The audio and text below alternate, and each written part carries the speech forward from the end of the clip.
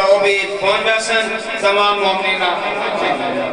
اور ذاکر اہل بیت جناب عدنان عباس بیرا وہ بھی پہنچ چکے بہت ہی اچھا ہو ایسا انداز جناب نو ذکر محمد والے محمد بیان فرمائیں ایک اعلان سماعت فرما لو کہ 5 جون بوقام جامعہ مجلس سے ادا ہو سی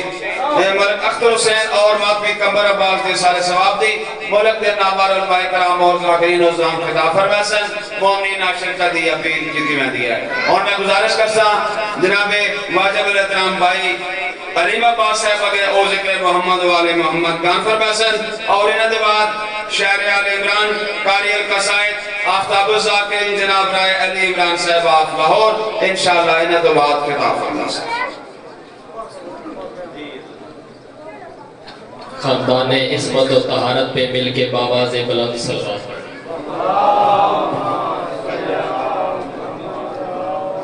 اتنی پرخلوص اور آخالص عبادت میں اضافہ فرمانے کے لیے باواز بلند صلوات اعوذ باللہ من الشیطان الرجیم بسم اللہ الرحمن الرحیم فلولا انہو کانا من المصحبہین لا لابسا فی بطنہی الى یوم یباسون مل کے محمد و اہل محمد پہ باواز بلند صلوات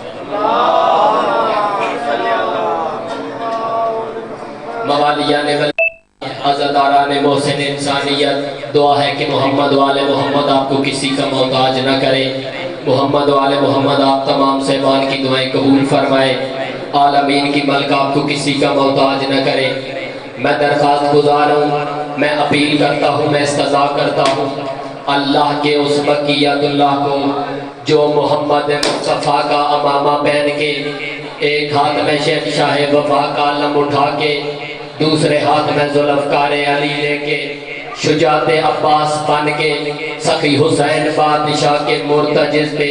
سوار ہو کے آ کر بتائیں کہ مادی میں ہوں اور قیامت صرف میرے انتظار میں رکی ہوئی تھی آل محمد آپ کو سلامت رکھیں امام محمد باقر علیہ السلام سے بندے نے آ کے پوچھا کہ مولا شب برات کا کیا مطلب ہے شب برات کا کیا فائدہ ہے تو اس وقت معصوم نے فرمایا شب برات کا مطلب ہے شب کا مطلب ہے رات برات کا مطلب ہے نفرت لعنت دشمنی اس نے کہا مولا اس کا فائدہ کس کو ہے اس کا فائدہ کیا ہے مولا نے فرمایا جو ہماری ولایت کا اقرار کرے اور ہمارے دشمنوں پہ لعنت کرے بس یہی ہے شب برات آل محمد آپ کو سلامت رکھے تھوڑا تھوڑا میرے ساتھ بولیں 8 معصوم کا فرمان ہے معصوم فرماتے ہیں مادی کو مادی کیوں کہا جاتا ہے 8 معصومین کا فرمان ہے معصوم فرماتے ہیں مادی کو مادی اس لیے کہا جاتا ہے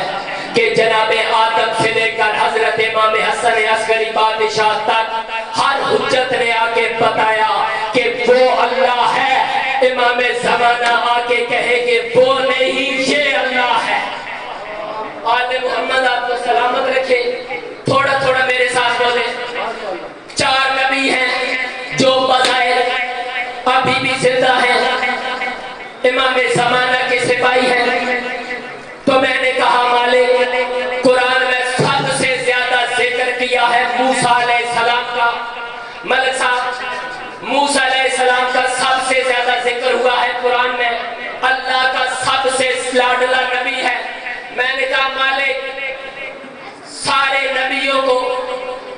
تو نے امام زمانہ کا سپاہی بنایا ہے موسیٰ علیہ السلام کو امام زمانہ کا سپاہی کیوں نہیں بنایا اللہ کی آواز آئی میں نے قرآن میں لکھ دیا ہے کہ جب جناب موسیٰ فرعون کے دربار میں گئے تو فرعون کے درباریوں نے جادوگروں نے اپنے اپنے اژدہا پھینکے اپنے اپنے سانپ پھینکے جب موسیٰ نے دیکھا میں نے کہا موسیٰ پریشان ہونے کی ضرورت نہیں ہے تیرے ہاتھ میں کیا ہے موسیٰ نے فرمایا میرے ہاتھ میں عصا ہے تو میں نے کہا موسیٰ جو تیرے ہاتھ میں عصا ہے اسے پھینک دے جب قرآن کہتا ہے موسیٰ نے عصا پھینکا وہ عصا نہیں رہا وہ اژدہا بن گیا دربار میں پھرنے لگا جب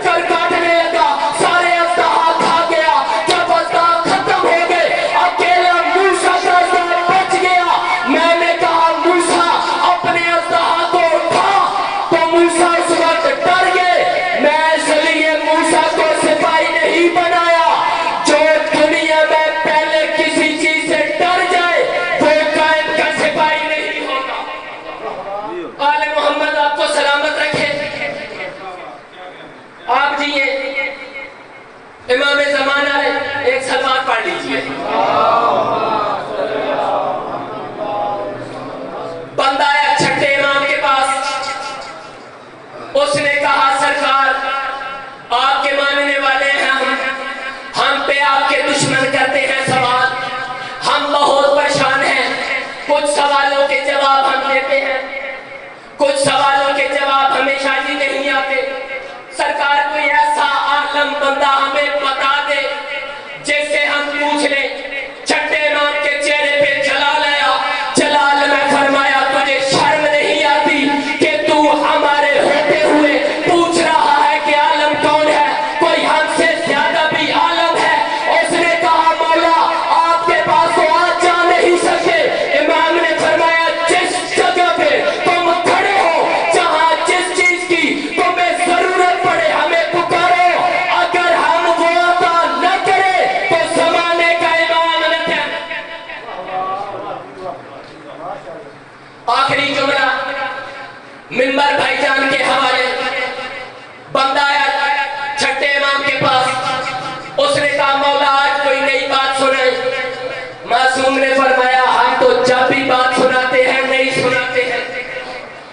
اس نے کہا مولا آج کوئی نئی بات سنائے۔ امام نے فرمایا اگر میں نے نئی بات سنا دی تو آپ نے پریشان ہو جانا ہے، جو امام کے دربار میں بیٹھے ہوئے تھے وہ پریشان ہو گئے تھے، آپ نے پریشان نہیں ہونا، کیونکہ امام نے مشکل حل فرما دی۔ معصوم نے فرمایا کچھ عمل کچھ عبادتیں ایسی ہوتی ہیں جن کا بظاہر ثواب ہوتا ہے لیکن ان کے باطن میں گناہ لکھا جاتا ہے۔ بندے نے ہاتھ باندھ کے کہا مولا آپ بتا دے، ایسی ہم عبادت کریں گے ہی نہیں، اس سے دور بھاگیں گے۔ امام نے فرمایا کس کس عبادت سے دور بھاگو گے؟ اس نے کہا مولا بتا دے۔ فرمایا بظاہر نماز پڑھنا ثواب ہے لیکن باطن میں گناہ لکھا جاتا ہے۔ بندہ پریشان ہو گیا۔ امام نے فرمایا روزہ واجب ہے، اس کا ثواب ہے لیکن اس کے باطن میں گناہ لکھا جاتا ہے۔ حج واجب ہے، بظاہر اس کا ثواب ہے لیکن اس کے باطن میں گناہ لکھا جاتا ہے۔ صدقہ عبادت ہے لیکن اس کے بظاہر گناہ لکھا جاتا ہے۔ مجمع پریشان ہو گیا، جب مجمع کی پریشانی پڑی تو امام نے دیکھ کے فرمایا پریشان ہونے کی ضرورت نہیں ہے۔ انہوں نے کہا مولا کیا کرے، پریشان ہو تو اور کیا ہے؟ امام نے فرمایا اگر وقت کے امام کی معرفت ہو تو یہ ثواب ہے، اگر وقت کے امام کی معرفت نہ ہو نماز پڑھو، روزہ رکھو، حج کرو، یہ گناہ ہے۔ جی محسن شہید نقوی کے 4 مصرے پڑھنا چاہتا ہوں۔ 15 شعبان کی صبح ہر بندہ امام زمانہ کو ماننے والا اپنا اپنا عریضہ اٹھا کے دریاؤں کی طرف چل رہا تھا۔ محسن شہید نقوی نے یہ منظر دیکھا، قلم اٹھایا، 4 مصرے لکھے۔ محسن شہید نقوی نے فرمایا اگرچہ بادشاہی کا جنون صدیوں پرانا ہے، اگر بادشاہ جنون صدیوں پرانا ہے، سرکار فرماتے ہیں کرم کیجئے،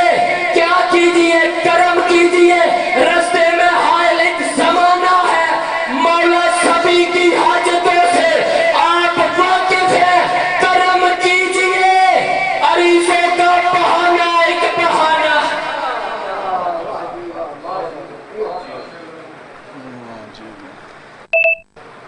حضرات گرامی موالیان حاضر قرار، یہ ہے جناب علیم عباس صاحب آفگائی۔ ہون جناب کے سامنے شہر آل عمران فخر الشعراء جناب رائی علی عمران صاحب آف لاہور او موجود ہیں۔ ذکر محمد والے محمد گان فرماسن اور انہیں دی بعد شہر آل عمران جناب زوار مبشر حسین صاحب مبشر آپ خوشحال کھلا، اور انہیں دی بعد پڑھنے والے صاحبان جناب ذاکر کامران عباس پیے، جناب ذاکر عدنان عباس بیرا، بابا سید سجاد حیدر شاہ صاحب شماری سیدہ انشاءاللہ خطاب فرمائسن۔ اور ایک اعلان سماعت فرما لو 21 رمضان اسی بامبرگاہ رمشاد دے وچ بسلسلہ شہادت حضرت امام علی علیہ السلام مجلس اعزا ہو سی، جس دے ملک دے نامور علماء کرام اور ذاکرین نظام خطاب فرمائسن۔ تمام مومنین شرکت دی اپیل کی دی ہے اور مجلس تو بعد افطاری اور لنگر دا بھی وسیع بندوبست ہو سی جس دے وچ جناب ذاکر اظہر